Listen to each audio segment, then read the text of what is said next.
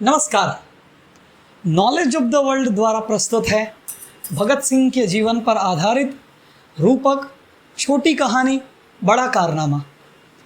इस रूपक में अभिनय करने वाले सभी पात्रों के नाम कुछ इस प्रकार हैं: भगत सिंह राज वाढ़ेर, राजगुरु आयुष राठौड़, सुखदेव प्रिंस सोनी, बटुकेश्वर दत्त मितेन मकवाणा, स्कॉट एवं न्यायाधीश की भूमिका में जैनिल पारेख, प्रवक्ता आशुतोष पटेल, दीपदर्शन नीलेश के पटेल, एडिटिंग प्रिंस सोनी एवं राज वाढ़ेर।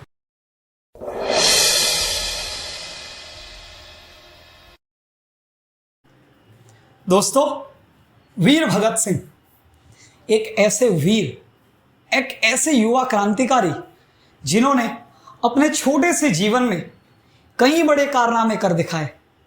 उन कारनामे और उस वीरता भरे जीवन को जीने के हर युवा सपने देखेगा। जब लाहौर में साइमन कमीशन का कड़ा विरोध हुआ और उस जनाक्रोश पर अंग्रेजों ने लाठीचार्ज किया, तो उस लाठीचार्ज के दौरान वीर लाला लाजपत राय की हत्या हुई। हमने इसी दृश्य के साथ इस नाटक का प्रारंभ किया है। अब आगे आगे क्या होता है ये तो चलिए देखते हैं।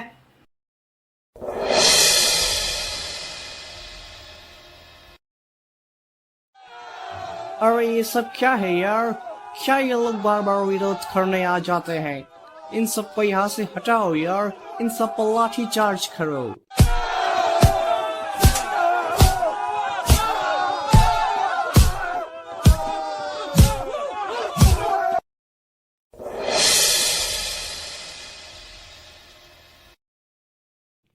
अरे सुक्खू, ओ राजू, तुमने सुना?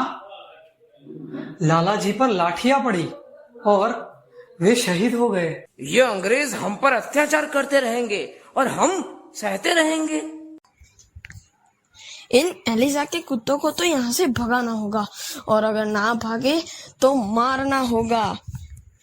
तो आओ हम तीनों मिलकर यह निर्णय करें कि हम स्कॉट की हत्या कर लाला जी की हत्या का बदला लेंगे।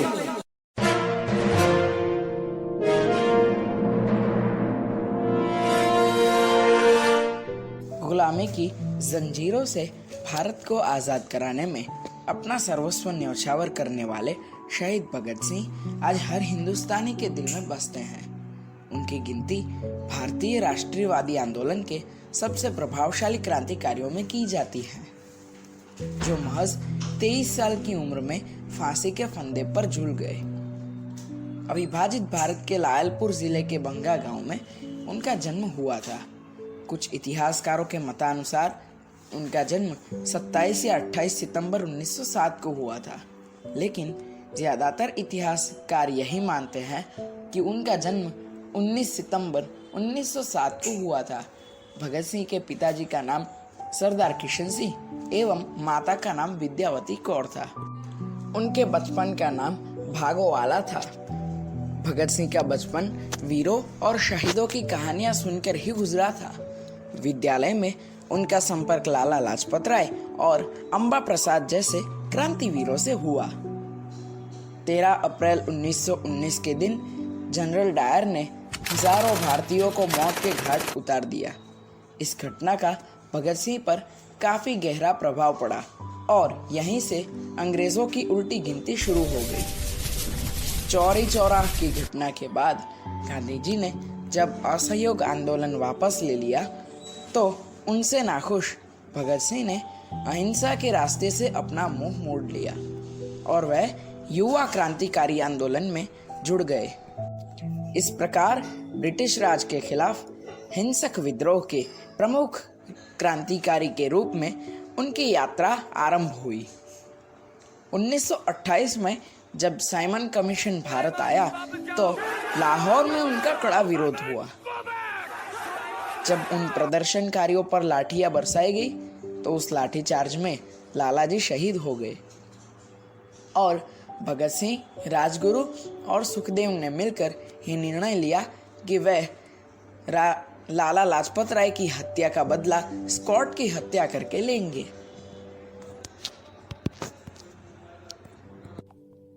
आई थिंक दंगाई मुझे मारने का प्लानिंग कर रहे हैं। थैंक गॉड मैं तो बच गया, लेकिन Saunders he has shot. James, Peter, catch them और हवालात में बंद कर दो। क्रांतिकारियों ने सॉन्डर्स की हत्या का जिम्मा लिया, जिसके कारण भगत सिंह को लाहौर छोड़ना पड़ा। भूमिगत होते हुए भी भगत सिंह युवा क्रांतिकारी आंदोलनों में सक्रिय रहे। यह अंग्रेज बहरे हो गए हैं, हम भारतीयों की कोई बात ही नहीं सुनते, किंतु इन्हें हमारी आवाज को सुनना होगा। बटुक, चलो हम दोनों मिलकर संसद में बम फेंकेंगे और इन अंग्रेजों को हमारी गूंज सुनाएंगे। उनको सुननी ही पड़ेगी। ये इंडियंस हम पर दो तरीकों से हमला कर रहे हैं। एक है अहिंसक तरीका, जिससे हम लोगों को कोई फर्क नहीं पड़ता है, और दूसरा है हिंसक तरीका, जिसमें हमारे कई सारे अंग्रेज मारे गए हैं। बट हमें इंडिया में बहुत समय तक रहना है, सो हमें इन इंडियंस को बुलेट से ही जवाब देना होगा। तो क्या आप सब मेरे साथ सहमत हैं? Catch them, catch them, catch them. Bhagat Singh को गिरफ्तार कर लिया गया और कारावास में डाल दिया गया। सॉन्डर्स हत्याकांड में फरार चल रहे भगत सिंह को लाहौर की जेल में स्थानांतरित किया गया।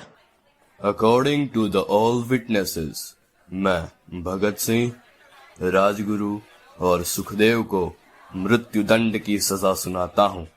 The court is examined.